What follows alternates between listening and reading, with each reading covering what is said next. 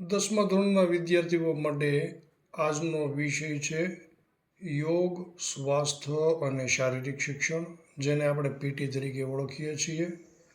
SSC પીટીનું પ્રકરણ 1 છે અષ્ટાંગ યોગના અંતરંગ અંગો.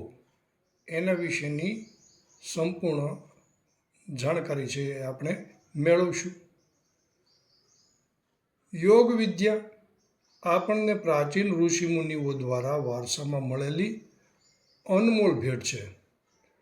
મહર્ષિ પતંજલિએ યોગ દર્શન નામના ગ્રંથમાં યોગશાસ્ત્રનું વર્ણન કર્યું છે. યોગમાં 8 અંગોનો સમાવેશ થતો હોવાથી તેને અષ્ટાંગ યોગ કહેવામાં આવે છે. અષ્ટાંગ યોગને બહિરંગ અને અંતરંગ એમ 2 ભાગમાં વિભાજિત કરવામાં આવે છે. અષ્ટાંગ યોગના પ્રથમ 5 અંગો જે છે એ આ પ્રમાણે છે: યમ, બીજું નિયમ, ત્રીજું આસન, ચોથું પ્રાણાયામ અને 5મું પ્રત્યાહાર. આ 5 અંગોને બહિરંગ યોગ કહેવામાં આવે છે. આ 5 અંગ બાહ્ય ક્રિયાઓ સાથે સંકળાયેલ હોવાથી તેને બહિરંગ યોગ કહેવાય છે. બાકી રહેલા 3 અંગો જેવા કે છઠ્ઠું અંગ છે એ ધારણા, 7મું ધ્યાન અને 8મું સમાધિ છે. ધારણા, ધ્યાન અને સમાધિનો સંબંધ અંતઃકરણ સાથે હોવાથી તેને યોગશાસ્ત્રમાં અંતરંગ યોગ કહેવામાં આવે છે. અંતરંગ યોગની શરૂઆત ધારણાથી થાય છે. તેની પહેલાંના અંગ પ્રત્યાહારને અંતરંગ યોગના દ્વાર તરીકે ઓળખવામાં આવે છે. ધારણા, ધ્યાન અને સમાધિ આ ત્રણેયને સંયમ પણ કહી શકાય છે. બહિરંગ યોગથી શરીર, ઇન્દ્રિયો અને મનને સમાયોજિત કરવામાં આવે છે, જ્યારે અંતરંગ યોગથી ચિત્તનું આંતરિક સમાયોજન સધાય છે. બહિરંગ યોગના અભ્યાસ દ્વારા સ્થૂળ શરીર પર નિયંત્રણ સ્થાપી શકાય છે, જ્યારે અંતરંગ યોગના અભ્યાસ દ્વારા સૂક્ષ્મ શરીર પર નિયંત્રણ સ્થાપી શકાય છે. ઘણી જગ્યાએ અંતરયોગ એટલે કે અંતરંગ યોગના અભ્યાસને રાજયોગ પણ કહેવામાં આવે છે. હવે આપણે અંતરંગ યોગના 3 અંગોનો વિસ્તૃત અભ્યાસ કરીશું. તો પહેલું અંગ છે ધારણા. અંતરંગ યોગના 3 અંગોમાંનું પહેલું અંગ છે ધારણા. ધારણા એ અંતરંગ યોગનું પ્રથમ અંગ છે. મહર્ષિ પતંજલિએ યોગશાસ્ત્રમાં દર્શાવ્યું છે કે દેશ બંદેશ ધારણા, અર્થાત ચિત્તને એક દેશ એટલે કે સીમામાં બાંધવાને ધારણા કહે છે. બહિરંગ યોગના પર્યાપ્ત અભ્યાસથી શુદ્ધ થયેલું ચિત્ત કોઈ એક સ્થાનમાં એકાગ્ર થાય તેને ધારણા કહે છે. ધારણાનો સામાન્ય અર્થ એકાગ્રતા થાય છે. ચિત્તની એકાગ્રતા વધારવા માટેની જે સાધના છે તેને ધારણા કહી શકાય. ધારણાની મદદથી જ ચિત્તને એક જગ્યા ઉપર સફળતાપૂર્વક કેન્દ્રિત કરી શકાય છે. એટલે કે ધારણા પંચઘટિકા, અર્થાત 5 ઘડી ચિત્ત ધ્યેયમાં રહે તેને ધારણા કહે છે. બીજા શબ્દોમાં કહીએ તો શુદ્ધ ચિત્તને કોઈ પણ એક વસ્તુ કે ઈષ્ટદેવની મૂર્તિમાં મગ્ન અર્થાત એકાગ્ર કરી દેવું તેને ધારણા કહે છે. જીવનમાં એકાગ્રતાનું ઘણું મહત્ત્વ છે. એકાગ્રતાની મદદથી પરિસ્થિતિ, મન અને ઇન્દ્રિયોને કાબૂમાં રાખી શકાય છે. ધારણા આંતરિક અને બાહ્ય એમ બંને રીતે કરી શકાય છે. સૌ પ્રથમ સાધકે બાહ્ય ધારણાનો અભ્યાસ કરવો જોઈએ અને પછી આંતરિક ધારણા કરવી જોઈએ. બાહ્ય ધારણામાં ખુલ્લી આંખ રાખી ત્રાટક દ્વારા એક સ્થાન પર દ્રષ્ટિને સ્થિર કરીને ચિત્તને કોઈ મૂર્તિ, મણિ, રત્ન, જ્યોતિ વગેરે ઉપર કેન્દ્રિત કરી શકાય છે. જ્યારે આંતરિક ધારણામાં બંધ આંખે સ્થૂળ વસ્તુઓ ઉપર ચિત્તને એકાગ્ર કરી શકાય છે. એ જ રીતે સૂર્ય, તારા, ઈશ્વર વગેરેને આંખ ખુલ્લી રાખીને જોવાનો પ્રયત્ન પણ કરી શકાય છે. ધારણામાં સફળતા મેળવવા માટે નીચેની 3 વસ્તુ અનિવાર્ય છે. આ 3 વસ્તુઓ છે ધૈર્ય, ઉત્સાહ અને પવિત્રતા. હવે જોઈએ ધારણાનું મહત્વ. ધારણાથી અંતરંગ યોગની શરૂઆત થતી હોવાથી તેનું ઘણું મહત્વ છે. સાધક યોગીએ ધારણા જો યોગ્ય રીતે કરેલી હોય તો તે પ્રથમ ધ્યાન અને પછી સમાધિ પ્રાપ્ત કરી શકે છે. સ્થિર ધારણા એ ધ્યાન અને સમાધિની પૂર્વ શરત છે. મનની એકાગ્રતા હોય તો જ વિદ્યાર્થીમાં રહેલી ચંચળતા દૂર થાય છે અને અભ્યાસમાં એકાગ્રતા ખૂબ જરૂરી છે. ધારણાથી મનની ચંચળતા દૂર થઈ સ્થિરતા અને એકાગ્રતા આવે છે, જે વિદ્યાર્થીને અભ્યાસમાં અત્યંત ઉપયોગી થાય છે. ધારણાનું મહત્વ 3. નિયમિત રીતે ધારણા કરવાથી મનમાં સ્થિરતા આવે છે અને આત્મવિશ્વાસ વધે છે. હવે જોઈએ ધારણાના વિષયો. ધારણાના 5 સ્વરૂપના વિષયો હોય છે. બાહ્ય વિષયો, માનસિક વિષયો, શરીરના બહારના અંગરૂપ વિષયો, શરીરના આંતરિક વિષયો અને ઇન્દ્રિયાતીત વિષયો.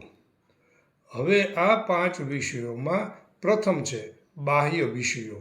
બાહ્ય વિષયોમાં મૂર્તિ, ચિત્ર, ઓમ, જ્યોતિ વગેરે. બીજો વિષય છે માનસિક વિષયો. વૃક્ષની શાખા, સમુદ્ર, આકાશ, ઈશ્વરની મૂર્તિ, માનસિક રીતે કલ્પના કરેલ બાહ્ય વિષયો. હવે જોઈએ શરીરના બહારના અંગરૂપ વિષયો, નાસાગ્ર, ભ્રુકુટી વગેરે. હવે જોઈએ શરીરના આંતરિક વિષયો, હૃદય, નાભી, ચક્રો વગેરે. ઇન્દ્રિયાતીત વિષયો, નાદ શ્રવણ, જ્યોતિ દર્શન વગેરે. હવે જોઈએ ધારણા માટેની પદ્ધતિઓ.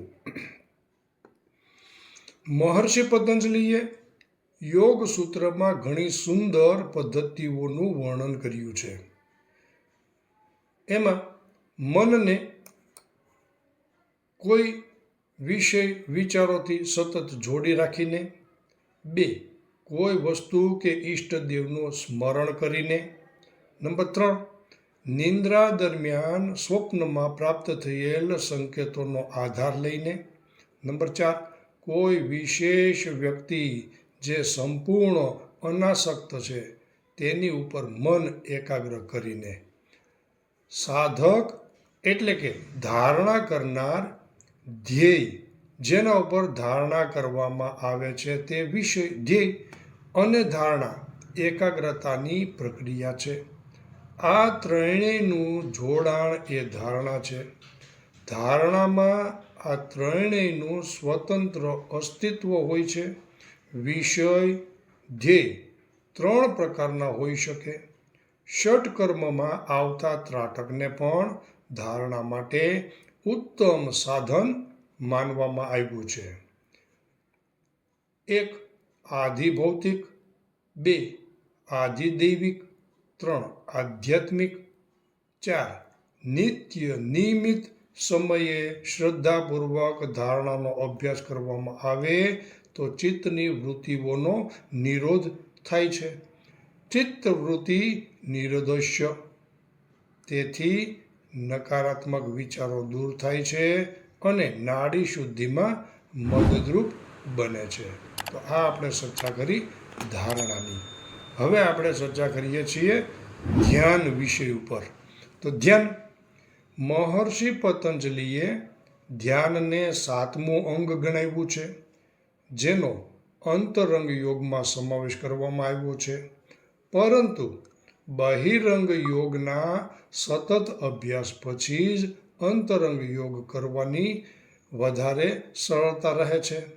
ધારણા અને ધ્યાનનો વિષય એક જ, એટલે કે ચિત્ત અર્થાત મનની એકાગ્રતાનો છે. ધારણામાં ચિત્તની એકાગ્રતા સતત જળવાતી નથી, પણ સતત અભ્યાસ દ્વારા ચિત્તને એકાગ્ર કરી શકાય છે, જેને ધ્યાન કહે છે. અર્થાત તત્ર પ્રત્યેકતાનતા ધ્યાનમ, એટલે કે જે અવસ્થામાં કોઈ પણ પ્રકારના વિચાર વગર મનને સ્થિર રાખવું એ જ ધ્યાન. વૃત્તિઓની એકાગ્રતા એ જ ધ્યાન. અર્થાત ચિત્ત ધ્યેયમાં 8 ઘડી સ્થિર થાય તેને ધ્યાન કહે છે. ધ્યાનના પ્રકારો. ગૌરક્ષ પદ્ધતિમાં ધ્યાનના 2 પ્રકારનું વર્ણન છે: સગુણ ધ્યાન અને 2. નિર્ગુણ ધ્યાન. હવે જોઈએ સગુણ ધ્યાન. જે ધ્યાનનો વિષય ત્રિગુણાત્મક હોય, અર્થાત શ્રી વિષ્ણુ, અગ્નિ, સૂર્ય, પ્રતિમા ઇત્યાદિનું ધ્યાન ધરવું, તેને સગુણ ધ્યાન કહે છે. તેના 3 પ્રકાર છે. સગુણ ધ્યાનના 3 પ્રકારોમાં એક પાદસ્થ ધ્યાન, બીજું રૂપસ્થ ધ્યાન અને ત્રીજું નખાગ્ર ધ્યાન. હવે જોઈએ પહેલું સગુણ ધ્યાનનો પ્રકાર. પહેલો પાદસ્થ ધ્યાન, એટલે કે પાદ ચરણ ધ્યાન. ઈશ્વરના ચરણોનું કે સદગુરુના ચરણોનું ધ્યાન ધરવું, તેને પાદસ્થ ધ્યાન કહે છે. નંબર 2, સ્વરૂપ એટલે કે રૂપસ્થ ધ્યાન. ખુલ્લી આંખે સૂર્ય, ચંદ્ર, દેવી દેવતા કે શ્રી સદગુરુનું ધ્યાન ધરી બંધ આંખે હૃદયથી તેના સ્વરૂપને જોવું, તેને રૂપસ્થ ધ્યાન કહે છે. કારણ કે એના રૂપનું ધ્યાન કરવામાં આવે છે, એટલે રૂપસ્થ ધ્યાન. ત્રીજો પ્રકાર છે નખાગ્ર ધ્યાન. કુંભક કરીને બંને હાથની આંગળીઓ પરસ્પર ભેરવી બંને અંગૂઠા એકબીજાને સમાંતર રાખો. હાથને ઊંચા કરી અંગૂઠા નખ દ્રષ્ટિની સીધમાં આવે એ રીતે રાખો. હવે રેચક કરતાં કરતાં બંને હાથ એ જ સ્થિતિમાં રાખી નીચે લાવતા જાઓ. છેવટે બંને હાથ ખોળામાં લાવી દો. ધ્યાન રહે આ સમગ્ર પ્રક્રિયા દરમિયાન તમારી દ્રષ્ટિ અંગૂઠાના નખના અગ્રભાગ પર જ રહેવી જોઈએ. અંગૂઠાના નખના અગ્રભાગ ઉપર, એટલે કહેવામાં આવે છે નખાગ્ર ધ્યાન. પ્રકાર 2 જોઈએ નિર્ગુણ ધ્યાન. જે ધ્યાનનો વિષય ત્રિગુણાતીત પરબ્રહ્મ હોય તો તેને નિર્ગુણ ધ્યાન કહે છે. તેના 4 પ્રકારો છે. નિર્ગુણ ધ્યાનના 4 પ્રકારો છે. 1. નાસાગ્ર ધ્યાન, ભ્રુકુટી મધ્ય ધ્યાન, મંત્રજાપ ધ્યાન, શ્વાસ પ્રશ્વાસ ધ્યાન. હવે એમાં જોઈએ નાસાગ્ર ધ્યાન. આ ધ્યાનમાં નાકના અગ્રભાગ ઉપર દ્રષ્ટિને સ્થિર કરવામાં આવે છે, એટલે નાસાગ્ર ધ્યાન. હવે જોઈએ ભ્રુકુટી મધ્ય ધ્યાન. દ્રષ્ટિને બંને ભમરોની વચ્ચે સ્થિર કરવામાં આવે છે, એટલે એ ભ્રુકુટી મધ્ય ધ્યાન છે. હવે જોઈએ મંત્ર જાપ ધ્યાન. નાસાગ્ર ઉપર દ્રષ્ટિ રાખી યોગ્ય શ્વાસ પ્રશ્વાસની ક્રિયા સાથે મંત્ર જાપનું રટણ કરવું તેને મંત્ર જાપ ધ્યાન કહે છે. ચોથો પ્રકાર છે શ્વાસ પ્રશ્વાસ ધ્યાન. મનને શ્વાસ પ્રશ્વાસ પર સ્થિર કરી તેનું નિરીક્ષણ કરવાનું હોય છે. યોગમાં ધ્યાનનું સ્વરૂપ અને તેનું મહત્વ વિશે સમજીએ. યોગનું બહિરંગ યોગ દ્વારા સાધકે ચિત્તની શુદ્ધ કેળવી લીધેલ હોય ત્યારે અંતરંગ યોગમાં ધ્યાન શક્ય બને છે. ધ્યાનમાં પરિપક્વતા આવી જાય તો સમાધિની અવસ્થા પ્રાપ્ત કરવી સરળ બને છે. ધ્યાન દ્વારા સાધકે ચિત્તની નિર્વિચાર એટલે કે વિચાર રહિત સ્થિતિ પ્રાપ્ત કરવાની છે. જ્યારે ધ્યાતા એટલે કે ધ્યાન કરનારનો લોપ થઈ ધ્યેય જેના ઉપર ધ્યાન કરવાનું છે તે વિષય અને ધ્યાન પ્રક્રિયા જ રહે તે સ્થિતિ ધ્યાન છે. ધ્યાનને કેન્દ્રમાં રાખીને થતી યોગ સાધના એ ધ્યાન યોગના નામે ઓળખાય છે. ભગવદ્ ગીતાના અધ્યાય 6માં ધ્યાનમાં ક્યાં બેસવું, કેવી રીતે બેસવું તેની સમજૂતી આપેલી છે. ચિત્તને સ્થિર કરી ઇન્દ્રિયોને ઇન્દ્રિયોના વિષયોમાંથી મુક્ત કરી યોગી એકાંતમાં રહી સતત આત્માને પરમાત્માની સાથે જોડવાનો પ્રયત્ન કરે. પવિત્ર સ્થાનમાં બેસી મન શાંત કરી શુદ્ધ હવાની અવરજવર હોય ત્યાં આસન પાથરી સ્થિર બેસીને મનને સ્થિર કરી આત્મશુદ્ધિ માટે ધ્યાન ધરવું. સતત ધ્યાન કરી શકાતું નથી, પરંતુ સહજ રીતે થાય છે અને નિયમિત ધ્યાનના અભ્યાસથી અને વૈરાગ્ય તથા ઈશ્વર ભક્તિ દ્વારા સાધક મનની ચંચળતા દૂર કરી શકે છે. હવે જોઈએ ફાયદાઓ. ઓમકારનું ઉચ્ચારણ કરવાથી મંત્ર જાપ ધ્યાન શ્વાસોશ્વાસની ક્રિયા સક્ષમ બને છે. લોહી પરિભ્રમણ એટલે કે લોહી ભ્રમણ, પાચન, જ્ઞાનતંતુની કાર્યક્ષમતામાં સુધારો થાય છે. આ એના ફાયદાઓ છે. નકારાત્મક વિચારો દૂર થાય છે અને નિમ્ન માનસિક અવસ્થા દૂર કરી શકાય છે. ધ્યાનથી શ્વાસોશ્વાસની ક્રિયા સરળ બને છે. અસ્થમા, વાય આવવી, ભૂલકણાપણા જેવી રોગોમાં રાહત મળે છે. મનમાં એકાએક પ્રસન્નતા, મુખ પર સ્મિત, સ્વભાવની સૌમ્યતા ધ્યાનથી પ્રાપ્ત થાય છે. શારીરિક રીતે સ્વસ્થતા પ્રાપ્ત થાય છે તથા નવા રોગોને આવતા રોકે છે. યાદશક્તિ તથા એકાગ્રતા વધે છે. મન પર નિયંત્રણ આવે છે. અભ્યાસી નીડર અને દ્રઢ મનોબળવાળો બને છે. સાધક આધ્યાત્મિક માર્ગમાં ખૂબ જ આગળ વધે છે તથા ઈશ્વર પ્રાપ્તિના દ્વારે આવીને ઊભો રહે છે. આમ ધ્યાનથી સુખ, શાંતિ અને સંતોષ પ્રાપ્ત થાય છે. જીવન શું છે તે જાણી તથા માણી શકાય છે. તો આ વાત છે ધ્યાન વિશેની. હવે જોઈએ ત્રીજો અંગ સમાધિ. સમાધિ વિશેની વિસ્તૃત જાણકારી છે એ મેળવીએ. મહર્ષિ પતંજલિના યોગ દર્શનમાં સમાધિ એ અંતિમ 8મું સોપાન અને અંતરંગ યોગનું 3જું સોપાન છે. ધારણા, ધ્યાન અને સમાધિનો વિષય એક જ છે.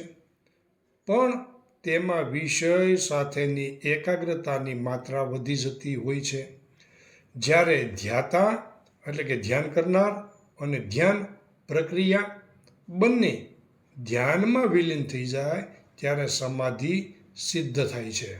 સમાધિમાં ફક્ત ધ્યેયની અનુભૂતિ થાય છે. અર્થાત સતત ધ્યાન કરવાથી અને તેમાં પરંપરાગત એટલે કે પારંગતતા આવે ત્યારે તેના પરિણામ રૂપે સમાધિ પ્રગટે છે. અર્થાત આપોઆપ સમાધિમાં સરી જવાય છે. સમાધિની વ્યાખ્યાઓ જોઈએ કે મહર્ષિ પતંજલિ અનુસાર અર્થાત ધ્યાન જ ધ્યેય માત્ર રૂપે પ્રકાશ પામનારું અને પોતાના સ્વરૂપથી રહિત જેવું થાય તેને સમાધિ કહે છે. એટલે કે ધ્યાન ધ્યેય રૂપ બની જાય અને ધ્યાનકારકતા રહિત થઈ જાય એટલે સમાધિ. ધ્યાનની શ્રેષ્ઠતા અને પરિપક્વ અવસ્થા એટલે જ સમાધિ. મહર્ષિ યાજ્ઞવલ્ક્ય પ્રમાણે એમની વ્યાખ્યા જોઈએ તો જીવાત્મા અને પરમાત્માની એક્યાવસ્થાનું નામ સમાધિ છે. ધ્યાનમાં જ્યારે ફક્ત ધ્યેયનો જ અનુભવ થાય અને પોતાના સ્વરૂપનું ભાન શૂન્ય જેવું થાય તે અવસ્થાને સમાધિ કહે છે. સમાધિ એટલે ચિત્તની વૃત્તિનો સંપૂર્ણ નિરોધ.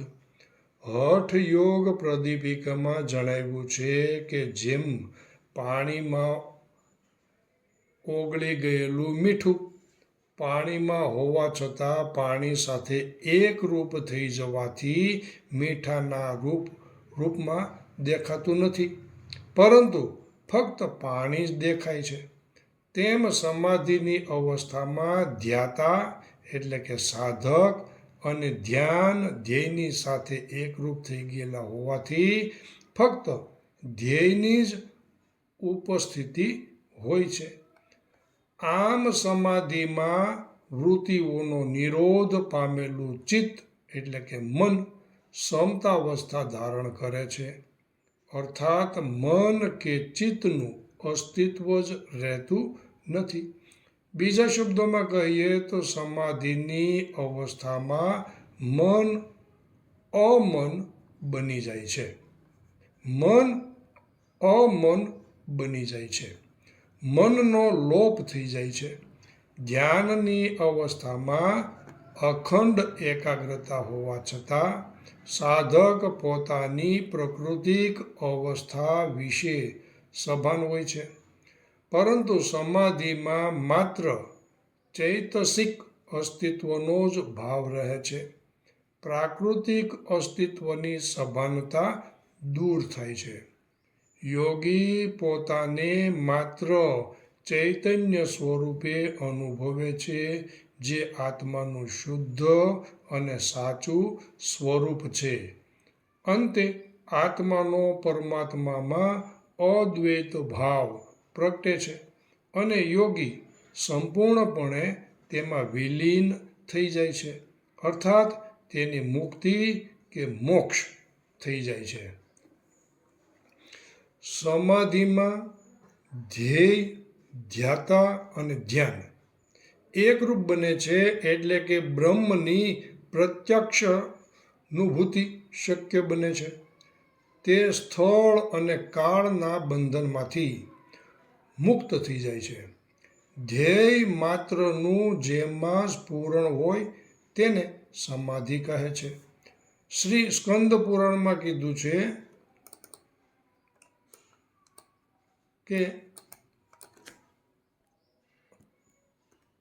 દીન દ્વાદશ કે નેવ સમાધિરિભિણ્યતે. અર્થાત 12 દિવસ ચિત્તની સ્થિરતા થાય તેને સમાધિ કહે છે. હવે જોઈએ સમાધિના પ્રકારો. સમાધિના મુખ્ય 3 પ્રકાર છે: સબીજ સમાધિ, નિર્બીજ સમાધિ, ધર્મ મેઘ સમાધિ.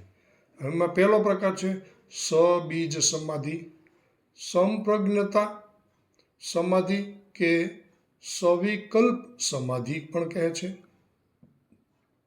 બીજો પ્રકાર છે નિર્બીજ સમાધિ કે અસંપ્રજ્ઞત સમાધિ કે નિર્વિકલ્પ સમાધિ. અને ત્રીજો પ્રકાર છે ધર્મમેઘ સમાધિ. એમાં પહેલો પ્રકાર જોઈએ સબીજ સમાધિ કે સપ્રજ્ઞાત સમાધિ. આ સમાધિમાં ધ્યેય વિષયની ઉપસ્થિતિ હોય છે, જેમાં સાધક મનથી પર પ્રજ્ઞા એટલે કે બુદ્ધિની ભૂમિકામાં પ્રવેશ કરે છે, તેથી તેને સપ્રજ્ઞતા સમાધિ કહે છે. બીજો પ્રકાર છે નિર્બીજ સમાધિ કે અસંપ્રજ્ઞાત સમાધિ. ધ્યેય વિષયની ઉપસ્થિતિ વાળી સબીજ સમાધિમાં સતત અભ્યાસથી જ્યારે સાધકને ધ્યેય વસ્તુનું અવલંબન પણ છૂટી જાય છે અને ફક્ત પોતાના શુદ્ધ સ્વરૂપનો જ અનુભવ થાય છે, ત્યારે અસંપ્રજ્ઞાત સમાધિ કે નિર્બીજ સમાધિ પ્રાપ્ત થાય છે.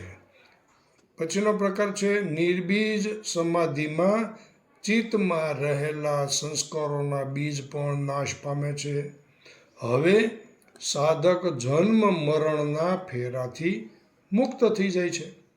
અર્થાત સબીજ સમાધિમાં ચિત્તની એકાગ્રતા હોય છે, જ્યારે નિર્બીજ સમાધિમાં તે નિરુદ્ધ અર્થાત ચિત્તની સર્વ વૃત્તિઓ ચેષ્ટા રહિત બને છે. ત્રીજો પ્રકાર છે ધર્મમેઘ સમાધિ. સબીજ અને નિર્બીજ સમાધિના સતત અભ્યાસથી સાધકને મનમાં ગહન રહસ્યનું જ્ઞાન પ્રાપ્ત થાય છે. આ જ્ઞાન પ્રત્યે વિરક્ત રહેનારને સર્વથા વિવેક બુદ્ધિ જાગૃત થાય છે અને વિવેક બુદ્ધિના જ્ઞાનના સામર્થ્યથી સાધકને ધર્મમેઘ સમાધિની પ્રાપ્તિ છે એ થાય છે. ધર્મમેઘ સમાધિ પ્રાપ્ત થતાં સાધક પંચક્લેશ, અવિદ્યા, અજ્ઞાન, અસ્મિતા, અહંકાર, રાગ, દ્વેષ અને અભિનિવેશ જીવવાની પ્રબળ ઈચ્છા અભિનિવેશ આ બધું નાશ પામે છે. તેમજ કર્મો બીજ સહિત એ નાશ પામે છે. ધર્મમેઘ સમાધિ પ્રાપ્ત થતાં જ ક્લેશ અને કર્મની નિવૃત્તિ થાય છે. એટલે જ કહ્યું છે કે યોગ સાધનાનું પરમ લક્ષ્ય ચિત્તવૃત્તિ નિરોધ છે. એટલે કે યોગ ચિત્તવૃત્તિ નિષેધ એટલે કે યોગ સાધનાનું પરમ લક્ષ્ય ચિત્તવૃત્તિનો નિરોધ છે. તો અહીં ધોરણ 10 વિષય યોગ, સ્વાસ્થ્ય અને શારીરિક શિક્ષણનું પ્રકરણ 1 અષ્ટાંગ યોગના અંતરંગ અંગો પ્રકરણ છે એ પૂર્ણ કરીએ છીએ. આવા જ વિડીયો જોવા માટે RJ education channel like, share અને સબસ્ક્રાઈબ કરજો. ધન્યવાદ.